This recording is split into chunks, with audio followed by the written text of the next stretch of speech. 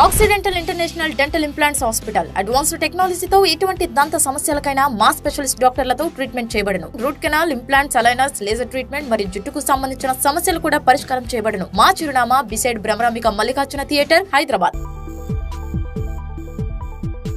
Hello everyone, this is doctor Madhuri, founder of accidental. So జనరల్గా పన్ను పుచ్చినప్పుడు అది ఫస్ట్ ఆర్ సెకండ్ లేయర్లో వరకే డ్యామేజ్ ఉన్నప్పుడు ఫిల్లింగ్ చేస్తూ ఉంటాము. ఆ ఫిల్లింగ్ ఎప్పుడైతే పంటి మధ్యలో ఉంటుందో అప్పుడు అది అనేది లాంగ్ టర్మ్లో ఉంటుంది. ఎప్పుడైతే ఆ డ్యామేజ్ అనేది పంటికి హాఫ్ స్ట్రక్చర్ కానీ ఒక కస్ప్ ఇన్వాల్వ్మెంట్ కానీ పంటికి మధ్యలో ఉన్నప్పుడు కానీ అప్పుడు ఆ ఫిల్లింగ్ అనేది రిపీటెడ్గా ఊడిపోతూ ఉంటుంది. ఆ ఊడిపోయినప్పుడు డిలే చేయడం వల్ల కానీ లేదు అంటే ఇసుక వచ్చేసి నాకు రూట్ కెనాల్ చేసి క్యాప్ పెట్టండి అని అడుగుతూ ఉంటారు. సో దీన్ని ఓవర్కమ్ చేయడానికి ఆక్సిడెంటల్ లో ఇన్లే, ఆన్లే అండ్ ఓవర్లే అనేది స్టార్ట్ చేసామన్నమాట.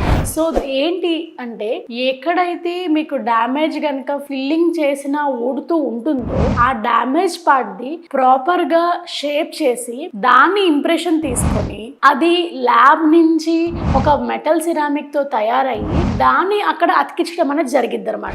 ఎట్లా అయితే పన్నుకి రూట్ కెనాల్ చేసిన తర్వాత క్యాప్ ఎట్లా అయితే అతికిస్తామో దానిలాగా ఎక్కడ పన్ను వరకు అంటే పంటిలో ఏ పార్ట్ వరకు డ్యామేజ్ అవుతుందో ఆ పార్ట్ వరకే మనము దాన్ని రిఫైన్ చేసి షేప్ చేసి ఇంప్రెషన్ తీసుకొని ఆ ఇంప్రెషన్ ని ల్యాబ్ కి పంపించి ఇన్లే, ఆన్లే అండ్ ఓవర్లే అంటాము. సో మీకున్న టూత్ డ్యామేజ్ ని బట్టి రూట్ కెనాల్ చేయకుండా ఫిల్లింగ్ రిపీటెడ్ గా చేయించుకోకుండా ఉండటానికి చేసే పద్ధతిని ఈ ఇన్లే, ఆన్లే, ఓవర్లే పద్ధతి అంటాము. సో దీనికి మా దగ్గర ఇన్ హౌస్ స్పెషలిస్ట్ డాక్టర్ ఉన్నారు. సో దీని గురించి అంటే రిపీటెడ్ గా ఫిల్లింగ్ ఊడిపోతుంది లేదు అంటే టూత్ స్ట్రక్చర్ త్వరగా డ్యామేజ్ అవుతుంది అన్న వాళ్ళు ఇది చేయించుకోవచ్చు. దీని గురించి ఫర్దర్ గా ఏమైనా డీటెయిల్స్ కావాలి అంటే మా ఆక్సిడెంటల్ ని సంప్రదించవచ్చు.